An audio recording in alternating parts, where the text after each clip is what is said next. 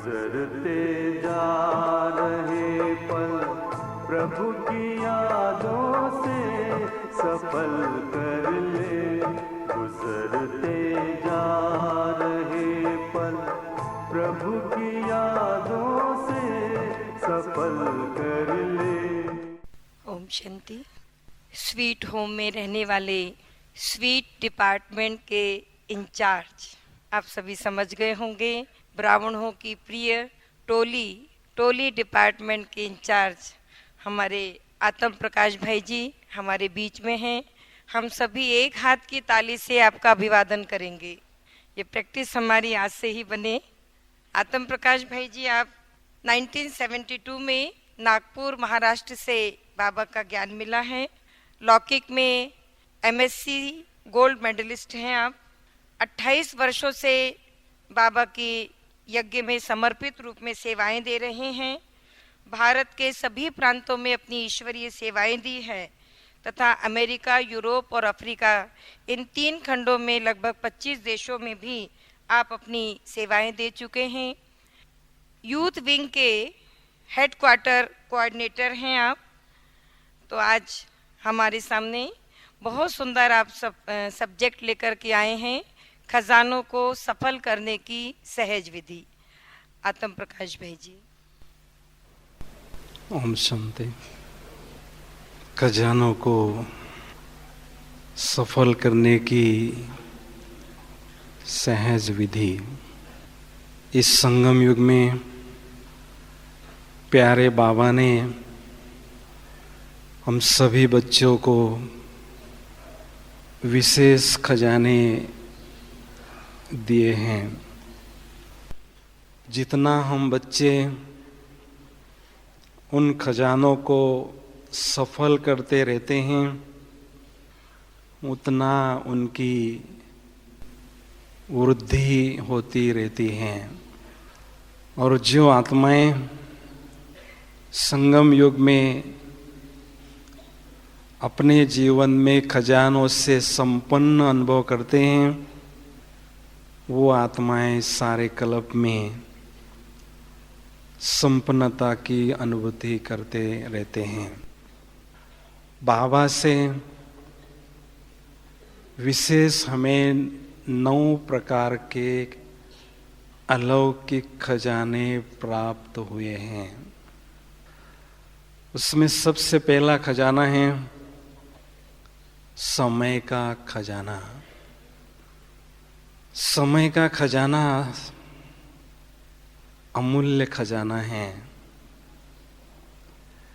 क्योंकि इस खजाने के आधार पर अन्य सभी खजाने प्राप्त किए जाते हैं। अन्य खजानों को प्राप्त करने का ये आधार कहलाता है। इसलिए जितना समय हम बाबा की याद में रहते हैं और सेवा में रहते हैं, उतना समय का खजाना सफल होता रहता है। वैसे देखा जाए तो व्यर्थ सोचना, परचिंतन, अशुभ भावना और अशुभ कामनाएं, ये हमारे समय के खजाने को नष्ट करते हैं। इसलिए व्यर्थ के बजाय हम समर्थ सोचें, स्वचिंतन में रहें और शुभ कामना और भावना मन में रखें, तो समय का खजाना सफल होता रहता है। बाबा ने एक बार कहा था, जो मोटी बुद्धि वाली आत्माएं होती है वो समय को इतना वैल्यू नहीं देते हैं, और जो महीन बुद्धि वाली आत्माएं होती हैं वो अपने समय को अधिक वैल्यू देते हैं और उसको सफलतापूर्वक सफल करते हैं। इसलिए संगम युगी जीवन में हर एक सेकंड में बाबा से हम शेक हैंड करते रहें, अर्थात हमारा बुद्धि रूपी हाथ बाबा के बुद्धि रूपी हाथ में देते रहें, अर्थात बाबा की याद में रहने का पुरुषार्थ अच्छी तरह से करते रहें। दूसरा खजाना है संकल्पों का खजाना। ये भी खजाना बहुत शक्तिशाली है और बहुत महत्वपूर्ण है।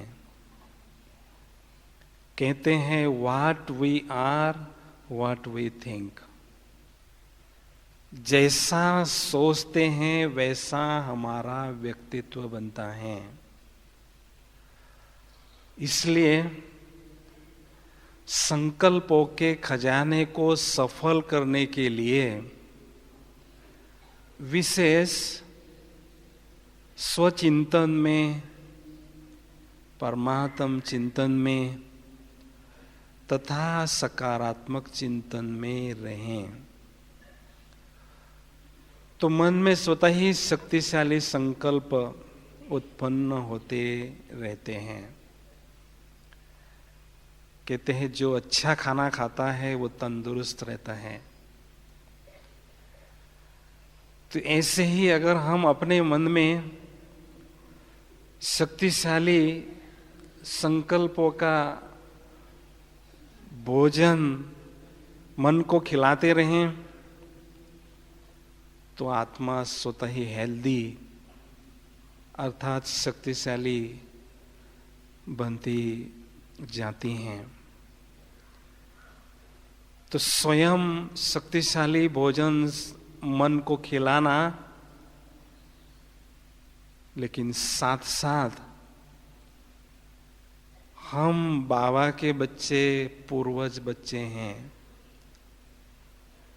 कल्प वृक्ष के तना में हम बैठे हैं तो हमें शक्तिशाली संकल्प रूपी भोजन कल्प वृक्ष के आत्माओं रूपी पत्तों को खिलाना आवश्यक है ताकि वो भी तंदुरुस्त रहें। इतनी बड़ी जिम्मेदारी हम बच्चों पर है। संकल्प जो शब्द हैं, कल्प शब्द उसमें अंतर्निहित है। जैसे हमारे संकल्प होते हैं उसका प्रभाव इस कल्प पर पड़ता है। सतयुग में हमारे मन में हमेशा पवित्र संकल्प, सकारात्मक संकल्प चलते थे जिससे सतयुगी दुनिया कहलाती थी। तो हमारे संकल्पों का बहुत गहरा प्रभाव इस कल्प पर अर्थात प्रकृति पर, मनुष्यात्माओं पर, पशु पंछियों पर, सब पर पड़ता है। इसलिए हमारा फर्ज होता है कि श्रेष्ठ संकल्पों के खजाने को सफल करते रहें और उसको बढ़ाते रहें।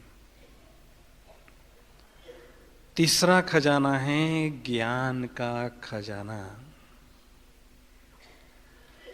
ज्ञान के सागर बाबा हमें ज्ञान रत्नों रूपी अविनाशी धन प्रदान करते हैं। जितनी हम दूसरों से ज्ञान चर्चा करते हैं उतना हमारा ज्ञान का खजाना वृद्धि को पाता रहता है।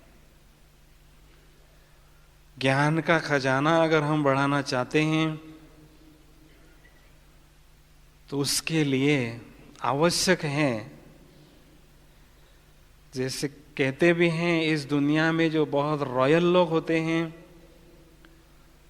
वो दिन में 2-3 बार स्नान करते हैं। वीआईपी लोग तो हम भी बाबा के जो बच्चे हैं, बड़े वीआईपी बच्चे हैं, तो हमें भी 2 या 3 बार ज्ञान स्नान करना जरूरी है। मुरली को 2-3 बार पढ़ते रहना जरूरी है, क्योंकि मुरली पढ़ते समय उसको पढ़ना, उसको समझना, उसके बाद उसको धारण करना होता है। मम्मा बहुत अच्छी तरह से कई बार मुरली बाबा की पढ़ती थी, इसलिए धारणा में भी सबसे आगे चली गई। इसलिए मुरली को न सिर्फ हम पढ़ें, लेकिन उस पर मनन चिंतन भी हम करते रहें, क्योंकि जितना हम मनन चिंतन करते रहते हैं, उतना ज्ञान सागर से अविनाशी ज्ञान रतन प्राप्त करते रहते हैं और बढ़ाते रहते हैं। और जो संगम युग में ज्ञान रत्नों के धनी बनते हैं, वो सारे कल्प में स्थूल धन से भी संपन्न रहते हैं, अर्थात उनके पास स्थूल धन की भी कमी नहीं होती है। इसलिए जितना हम ज्ञान रत्न अनेक आत्माओं को बांटते जाते हैं, उतना ये ज्ञान रत्नों का खजाना सफल भी होता है और बढ़ता भी जाता है। चौथा खजाना है दिव्य बुद्धि का खजाना। भक्ति मार्ग में हम भगवान से क्या मांगते रहें कि हे भगवान, मुझे दिव्य बुद्धि दो, मुझे सद्बुद्धि दो। पिछले जन्मों के पुण्य कर्मों के आधार से हमें परमात्मा से दिव्य बुद्धि की प्राप्ति हो चुकी है। तो हम उस बुद्धि को सालीम बनाएं, दिव्य बनाएं, हंस बुद्धि बनाएं, और उस बुद्धि का प्रयोग जितना हो सके अलौकिक कार्यों में करते रहें।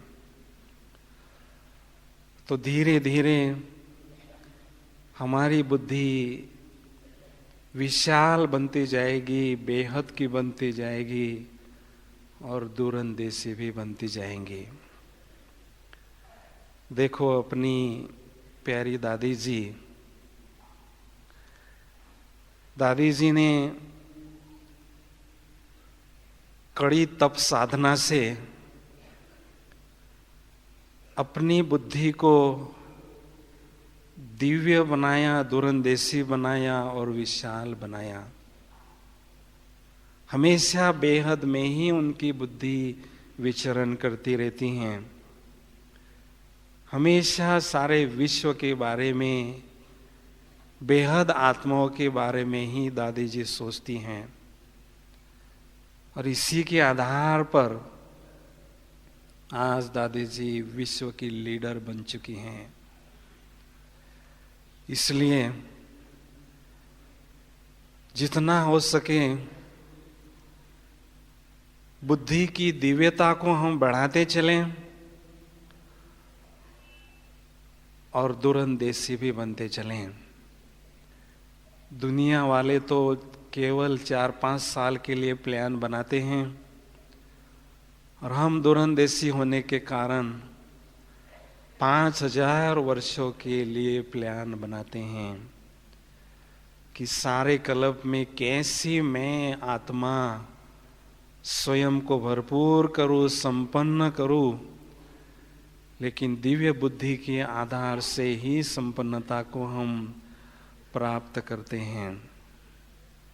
5वां खजाना है खुशी का खजाना। बेहद प्राप्तियों के आधार से हमें बेहद खुशी का खजाना प्राप्त हो चुका है। क्योंकि हम देखते हैं जितने जितने खजानों की अनुभूति हम अपने जीवन में करते हैं, उतनी ऑटोमेटिक परसेंटेज वाइज हमारी खुशी भी बढ़ने लगती है। दुनिया में जो धनवान होते हैं, खजानों से संपन्न होते हैं, उनके चेहरे पर खुशी नजर आती हैं। उन्हों को तो विनाशी धन प्राप्त है, विनाशी खजाने प्राप्त हैं, और हमें बाबा ने अविनाशी खजाने दिए हैं। इसलिए हमारे चेहरे पर अविनाशी खुशी की चमक ऑटोमेटिक दिखाई देती हैं। और विशेष देखने वाले जब चमक को देखते हैं तो उनके मुख से ये भी निकलता है कि आप कौन से चक्की का आटा खाते हो, आप बड़े मोटे ताजे और बड़े अच्छे खुशनुमा दिखाई दे रहे हो। तो हम तो उनको जवाब यही देते हैं, जिस चक्की का आटा आप खाते हैं उसका ही हम भी खाते हैं। लेकिन वो चक्की जैसी चक्रों में घूमती है, वैसे हम अनेक चक्रों से स्वयं को हमने फारिग किया है और केवल एक ही स्वदर्शन चक्र घुमाते रहते हैं, जिससे बीमारियों से दूर रहते हैं और तंदुरुस्त रहते हैं। क्योंकि कहते हैं खुशी जैसी खुराक नहीं, गमी जैसा रोग नहीं। तो बाबा ने हमें कहा है कि खूब अच्छी तरह से दिल खुश की मिठाई खाते रहो और औरों को खिलाते रहो। दिल खुश की मिठाई मेरे पास होगी तो मैं खाऊंगा, और जास्ती अगर होगी तो दूसरों को खिलाऊंगा। लेकिन वो दिल खुश की मिठाई कैसे मुझे प्राप्त होगी? तो दिल रूपी मंदिर में जिसने मेरे दिल को वर लिया है, मेरे दिल को हर लिया है, मेरे दिल को सच्चा आराम दिया है, ऐसे दिलवर को हम जब मंदिर में दिल के रखते हैं तो दिल खुश की मिठाई अथाह तैयार होती हैं, हमें भी अनुभव होती है, और हम अपने खुशनुमा चेहरे द्वारा, जीवन के द्वारा अनेक आत्माओं को खिलाते ही रहते हैं।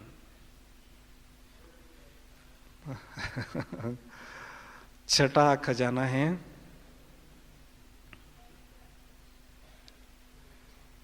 खुशी के खजाने के बाद छठा है श्रेष्ठ कर्मों का खजाना। भक्ति मार्ग में कर्मों की खेती गाई जाती है। जैसे कर्म करे मेरे मन, जैसे कर्म करे मन मेरे, वैसे ही बेल बनेंगे तेरे। जैसे हम वर्तमान समय एक श्रेष्ठ कर्म करते हैं, वही हमारे भविष्य श्रेष्ठ प्रारब्ध का आधार बनता है। इसलिए श्रेष्ठ कर्म करने के लिए श्रेष्ठ संकल्पों को भी मन में क्रिएट करते रहें। तो श्रेष्ठ कर्म करने के लिए यज्ञ सेवा हम दिल से करें, क्योंकि जिस शरीर के द्वारा हमने 63 जन्म अनेक पाप किए हैं, उस शरीर को यज्ञ की सेवा में खूब घिसे, ताकि हमारे अनेक पाप कर्म खत्म हो जाए और साथ साथ अनेक आत्माओं की दुआएं भी हम प्राप्त करते रहें। इसलिए बाबा की याद में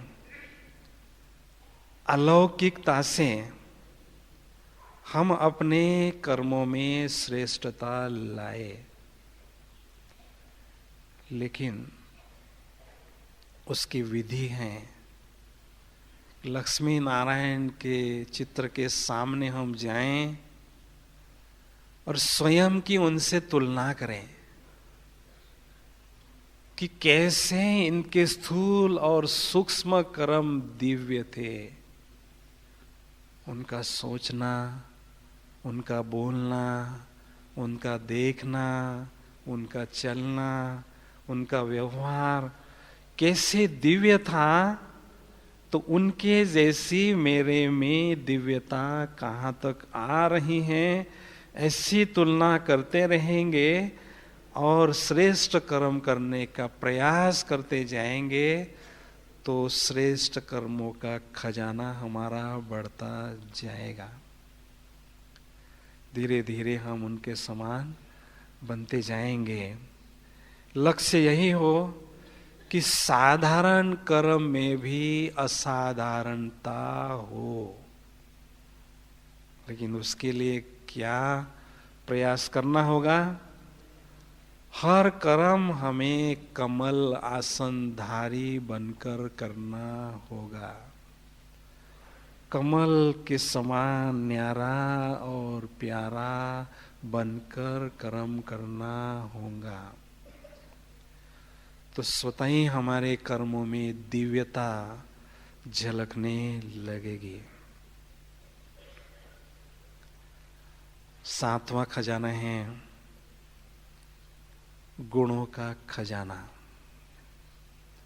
दिव्य गुणों का खजाना। परमात्मा जो हमारा साजन है, उस साजन ने हम आत्माओं रूपी सजनियों को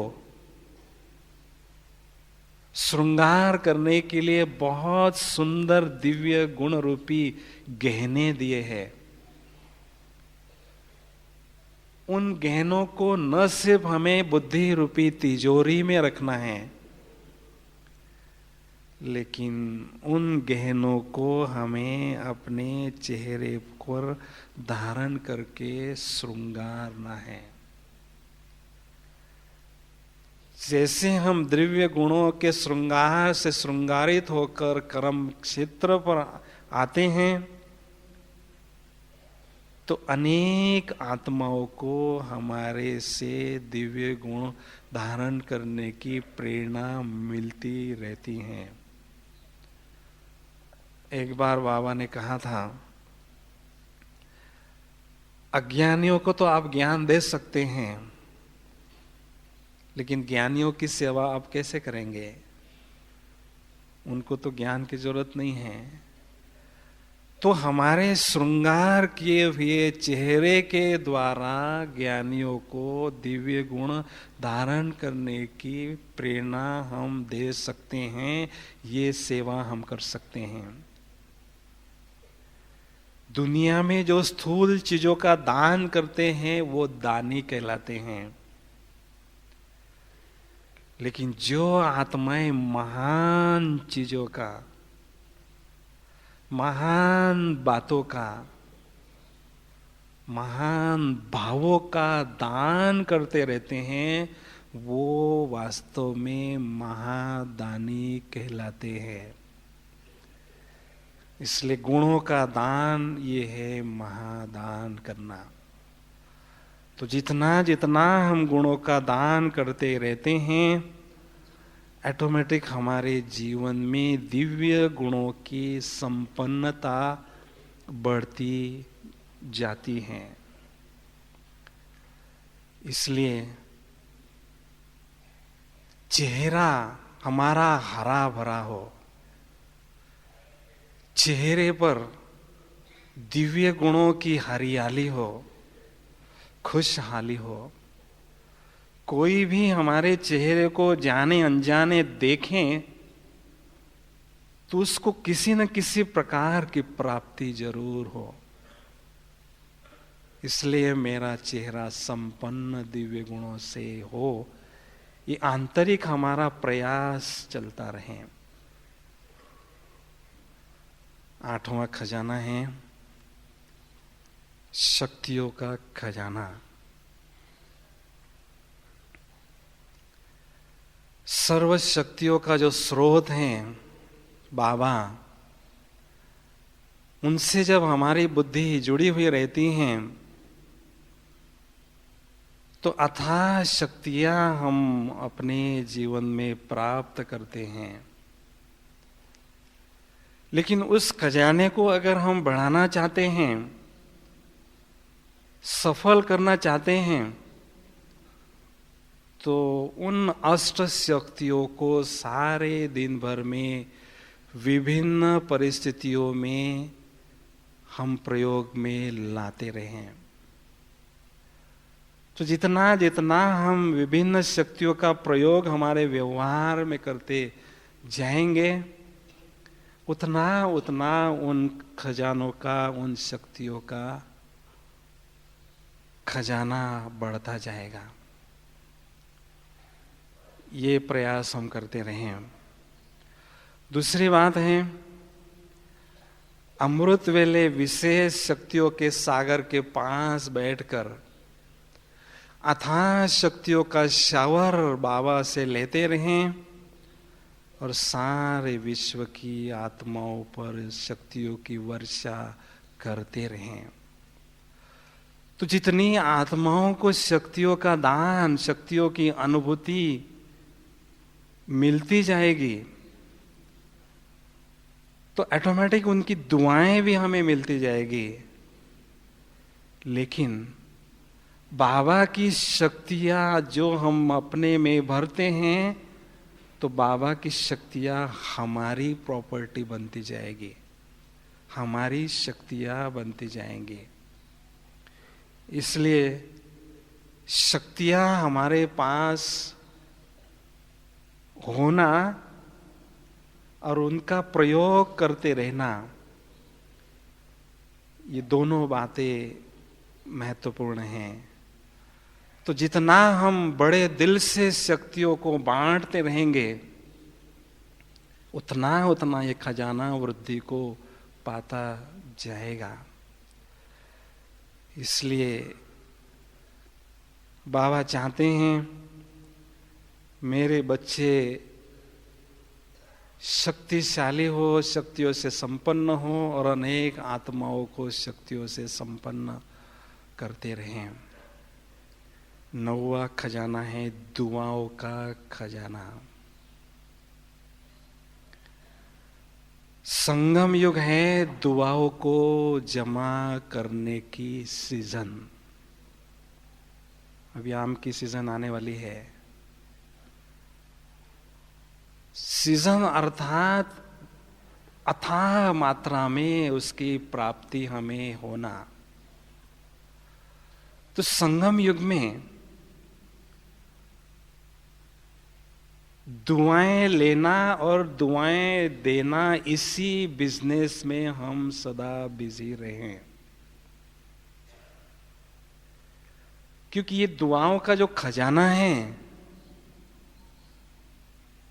न केवल एक जन्म लेकिन सारे कल्प हमारे साथ साथ चलता है और उसके आधार से हमें श्रेष्ठ प्रारब्ध की प्राप्ति होती रहती है। इसलिए जो भी हमारे सामने आता है उसके या तो निराकारी स्वरूप को या आकारी स्वरूप को देखने का अभ्यास करें। उससे क्या होगा? रूह समझकर रूह को देखने से राहत मिलती है, उसको किसी न किसी प्रकार की प्राप्ति होती है। तो इस प्रकार से हम दुआओं का खजाना दूसरों के साथ बांट सकते हैं। और दुआएं लेना,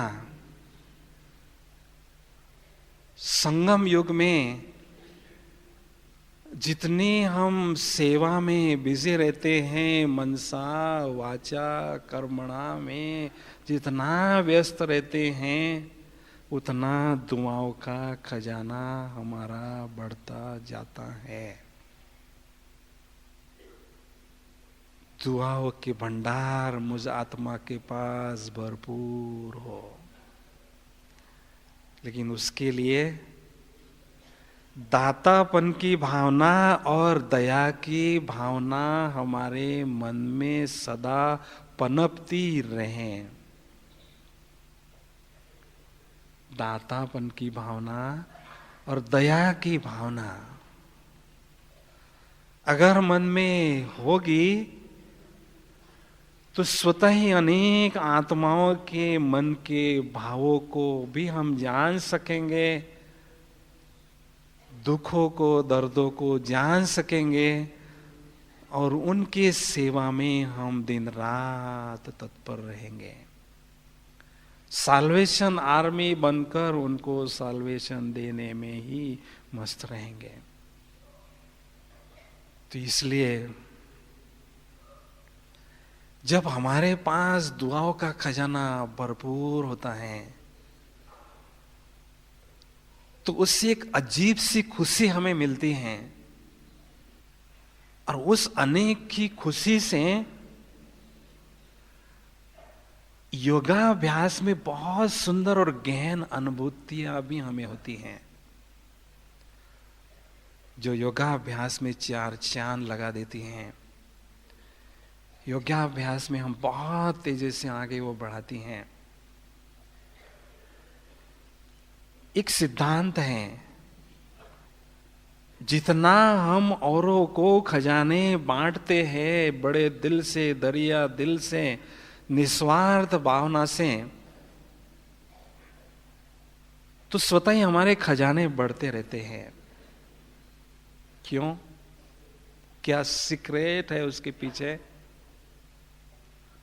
क्योंकि बाबा ने जो हमें खजाने दिए हैं वो अनेक आत्माओं की विश्व की सेवा में लगाने के लिए, सफल करने के लिए दिए हैं। दुनिया में हम देखते हैं किसी क्षेत्र में अगर कोई बहुत अच्छी सफलता प्राप्त करता है या दिलाता है तो या तो उसको विशेष गिफ्ट मिलती है या उसको विशेष सम्मान मिलता है। तो ऐसे ही बाबा के खजाने जब हम विशेष सेवा में अच्छी तरह से लगाते हैं तो बाबा हम पर बेहद खुश होते हैं और हमें विशेष अनुभव की गिफ्ट देते हैं, जो गिफ्ट हमें लिफ्ट का काम करती हैं, लिफ्ट पर बिठाती हैं और हमारे स्थिति के स्तर को ऊंचाई पर ले जाती हैं। तो ये बाबा से गुप्त रीति से गिफ्ट प्राप्त करना अगर हम चाहते हैं तो इन खजानों को हम सफल करते रहें और बढ़ाते रहें, और ऐसी आत्माओं को अंत में सम्मानित भी किया जाएगा।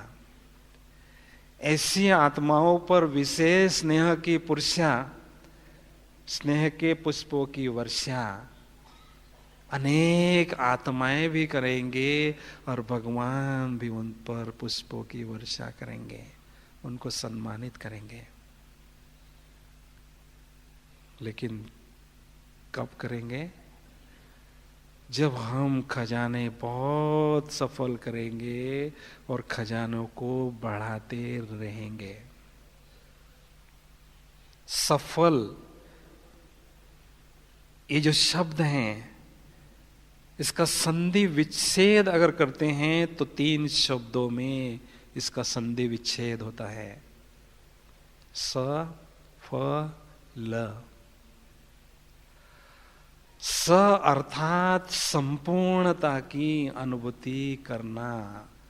जो भी खजाने हमें मिले हैं, हर खजाने की अपने जीवन में संपूर्णता की अनुभूति करना। फ अर्थात फलीभूत होना। खेती में हम कई बीज बोते हैं, लेकिन उसमें से कुछ एक फलीभूत होते हैं, कुछ एक नहीं होते हैं। तो फलीभूत अर्थात फल और बल। खजानों के द्वारा जो सेवा करते हैं, उसका फल भी और उसका बल भी, उसकी शक्ति भी अपने जीवन में अनुभव होती है। ल अर्थात लक्ष्य के समीपता की अनुभूति होना। सेवा में जो खजाने हम सफल करते जाते हैं, तो लक्ष्य जो हमारा संपूर्णता का है, समीपता की अनुभूति हमें होती है। हमने देखा साकार बाबा खजाने को सफल करते थे, तो उनको अपना लक्ष्य बहुत स्पष्ट और समीप दिखाई देता था कि आज तो मैं बूढ़ा हूं, कल मैं मिचनू बनने वाला हूं। तो बाबा को संपन्नता से समीपता की लक्ष्य की अनुभूति होती थी। तो ऐसे जितने जितने हम खजाने अपने जीवन में सफल करते जाते हैं, उतने उतने उड़ती कला की अनुभूति हमें होने लगती है, क्योंकि उपराम हमारी स्थिति रहती है। इस आध्यात्मिक रेस में बहुत तेजी से आगे बढ़ने में सफल भी होते हैं, और कर्म करते समय सेवा में व्यस्त रहते हुए भी एक अलौकिक मस्ती की अनुभूति, उपरामता की अनुभूति भी हम करते हैं, जिससे फरिश्ता स्थिति की अनुभूति भी हमें होती रहती है। तो खजानों को सफल करने का अंतिम जो परिणाम है या जो स्वरूप है, वो है फरिश्ता स्वरूप की अनुभूति होना। क्योंकि जो खजानों से भरपूर होते हैं आत्माएं, वो फरिश्ते बनकर उड़ते रहते हैं और अनेक आत्माओं को खजाने बांटते ही रहते हैं और अनेकों की दुआएं जो हैं जमा करने में ही तत्पर रहते हैं। आप अमृत वेले या शाम के समय अभ्यास करेंगे, उड़ती कला में फरिश्ता स्वरूप में उड़ते समय अनेक आत्माओं को शांति शक्ति का दान देते रहेंगे, तो अंतिम समय उनको साक्षात्कार होगा। कोई महान फरिश्ता उड़ता हुआ ऊपर आता था और मुझे कुछ न कुछ देकर वो जाता था। उस महान फरिश्ते का साक्षात्कार भी उनको होगा। इसलिए प्रभु जो प्रसाद हमें मिला है खजानों का, प्रभु प्रसाद अकेले नहीं खाया जाता है, अनेकों के साथ बांटकर खाया जाता है।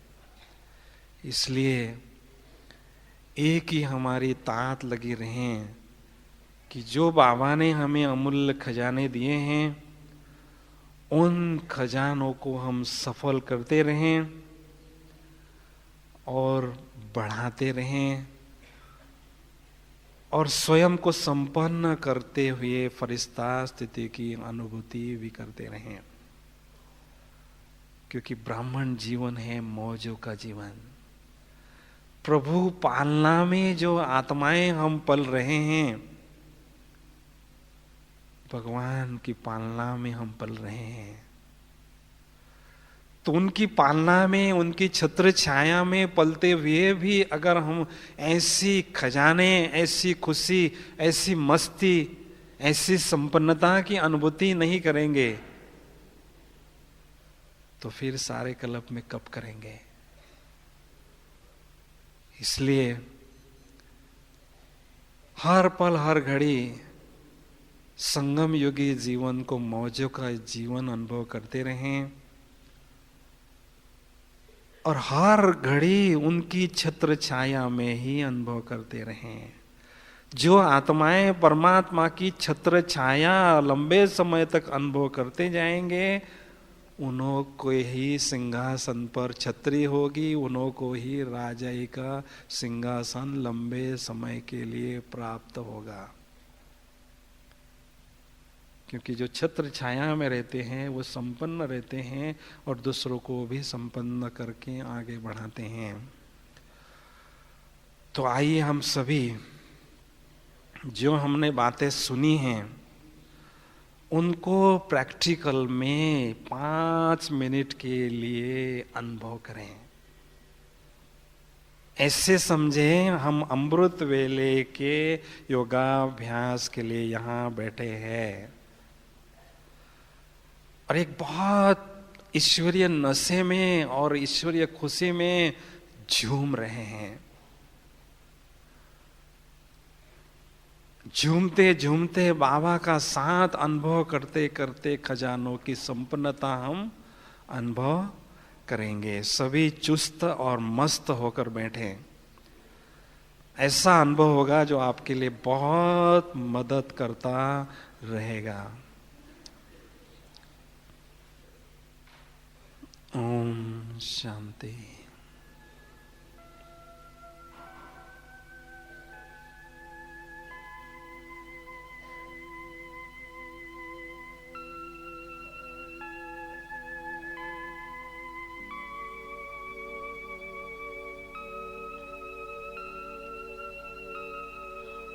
इस देह रूपी मंदिर में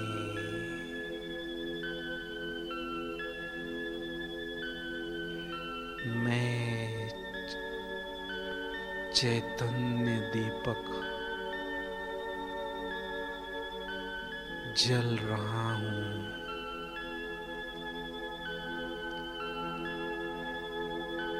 प्रकृति के बीच में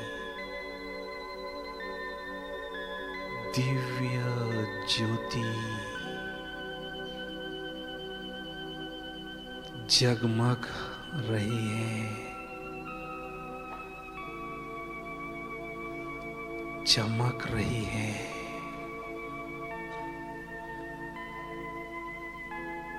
मुझ चैतन्य ज्योति से दिव्यता का प्रकाश चारों ओर फैल रहा है।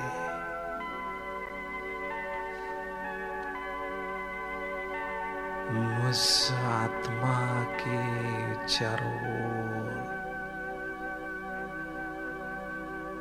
एक सुंदर दिव्य प्रकाश का आभा मंडल अनुभव हो रहा है।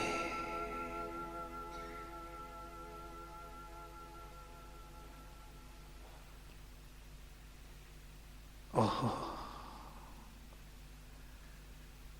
कितने न मैं खुश नसीब आत्मा हूं जो स्वयं के असली स्वरूप को, मूल स्वरूप को, चैतन्य ज्योति बिंदु स्वरूप को अनुभव कर रही हूं।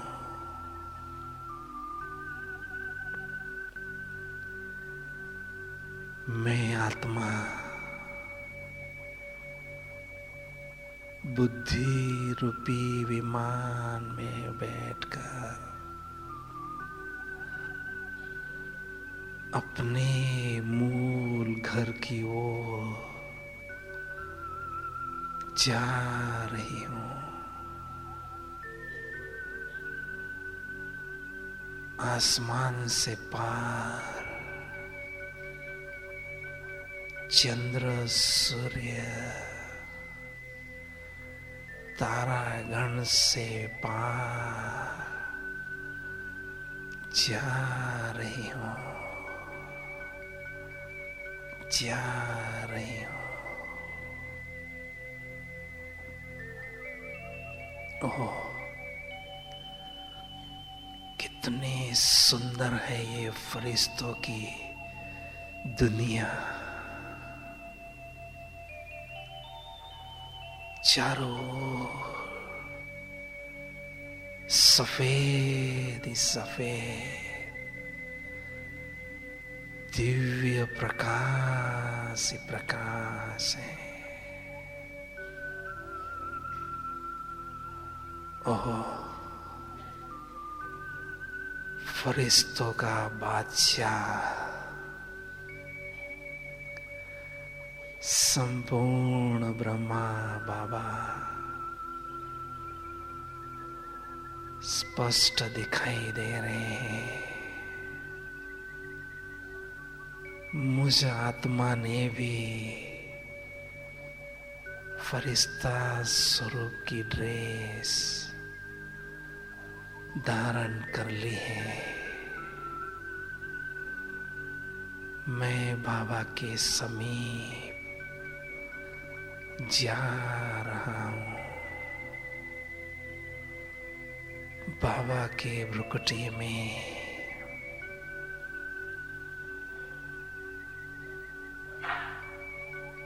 सत्यम शिवम सुंदरम बाबा भी नजर आ रहे हैं।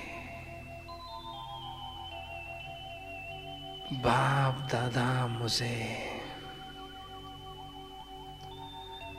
स्नेह भरी दृष्टि से निहाल कर रहे। मैं प्यार के सागर में खो चुकी हूँ, डूब चुकी हूँ।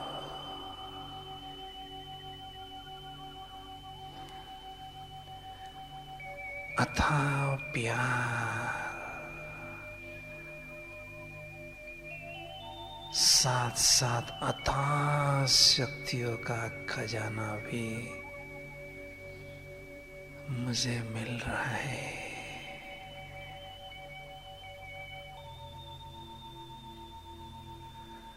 बाबा के नैनों में स्नेह के मोती चमक रहे। बच्चे संगम युग में जब चाहो जिस संबंध की अनुभूति करना चाहो मेरे पास आओ। स्वयं को परमात्म प्यार से भरपूर करते रहो।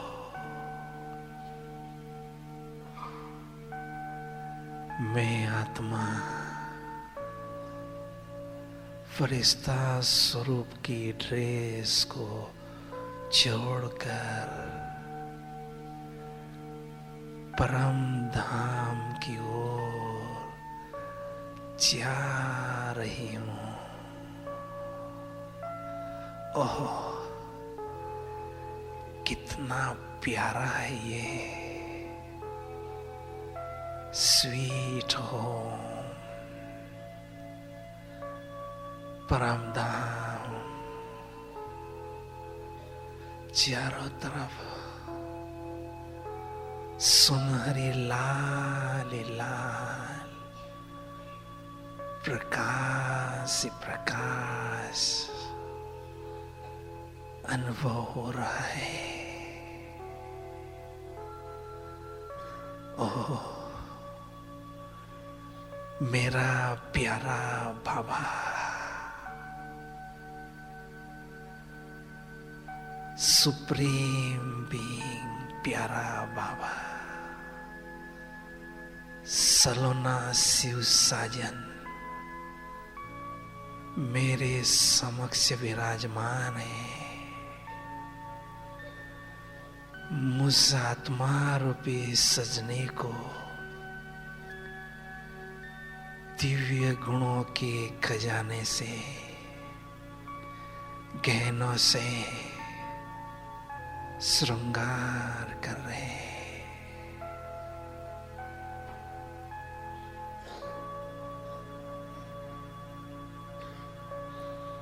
बाबा शक्तियों के अखंड स्रोत है, ज्ञान सूर्य, शक्तियों के सागर बाप से अथाह शक्तियों की किरणें मुझ आत्मा पर पड़ रही है। ज्वाला स्वरूप की योग की अनुभूति हो रही है। मेरे जन्म जन्मांतर के पाप भस्म हो रहे हैं। स्वयं को मैं एकदम हल्की फुल्की आत्मा अनुभव कर रही हूँ।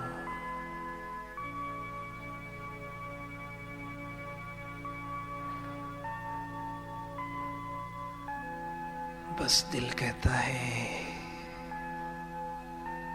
हर पल हर घड़ी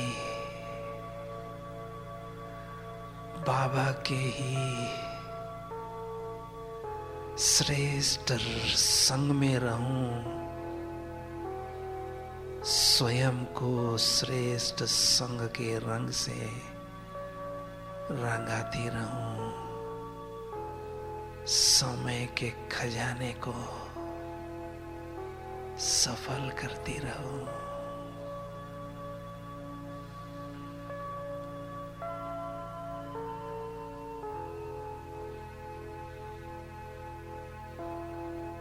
बाबा